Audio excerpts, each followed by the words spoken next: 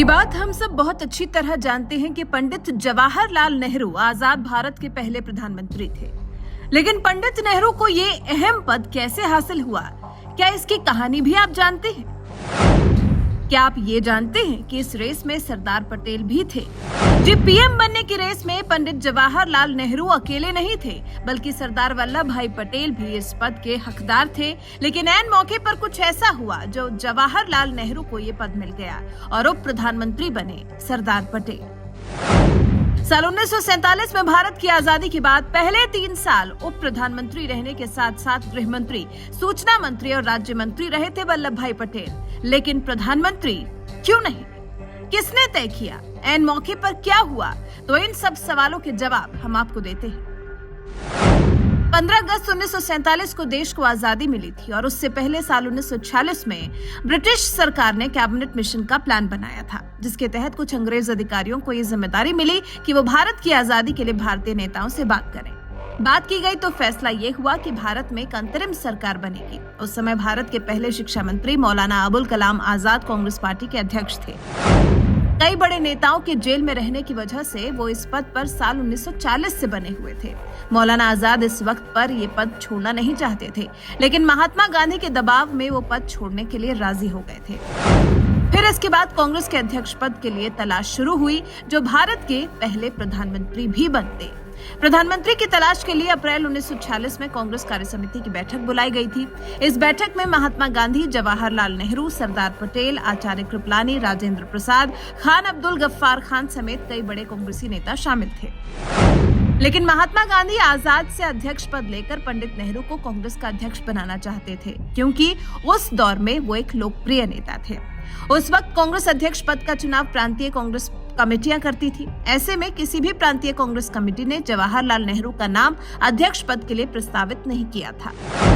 15 में से 12 प्रांतीय कांग्रेस कमेटियों ने सरदार पटेल का और बची हुई 3 कमेटियों ने बैठक में तब पार्टी के महासचिव आचार्य जेबी कृपलानी और पट्टाभी सीतारमैया का नाम प्रस्तावित किया था।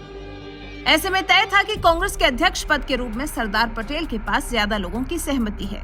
इसी के साथ दूर दूर तक जवाहरलाल नेहरू का नाम कहीं नहीं था। महात्मा गांधी ही थे जो नेहरू को भारत का पहला प्रधानमंत्री बनते हुए देखना चाहते थे। इस अहम बैठक से कुछ दिन पहले ही महात्मा गांधी ने मौलाना को लिखा था, अगर मुझसे पूछा जाए तो मैं जवाहरलाल नेहरू को ही प्राथमिकता दूंगा। मेरे पास इसकी वजह है।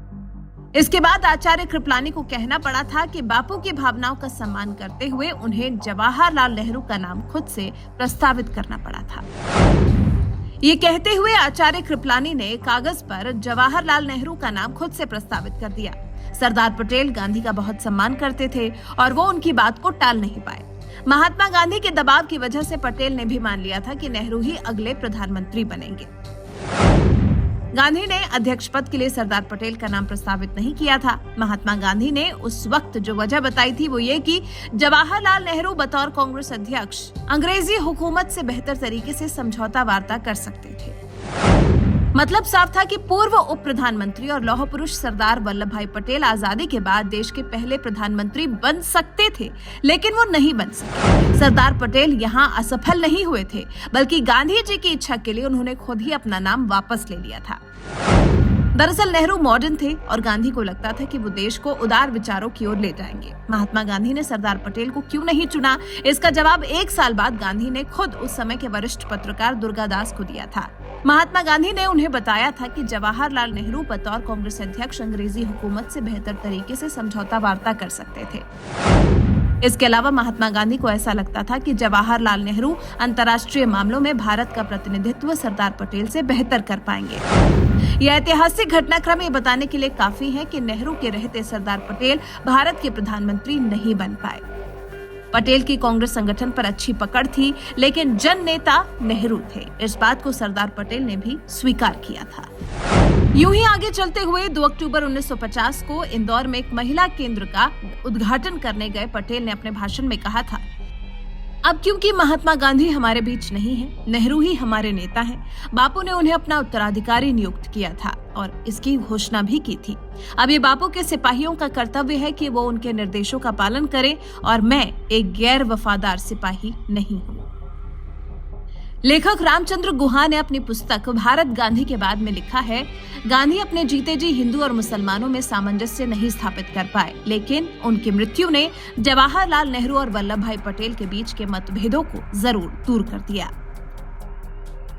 तो कैसी लगी आपको जवाहरलाल नेहरू की प्रधानमंत्री बनने की ये कहानी? कमेंट कर हमें जरूर बताइएगा।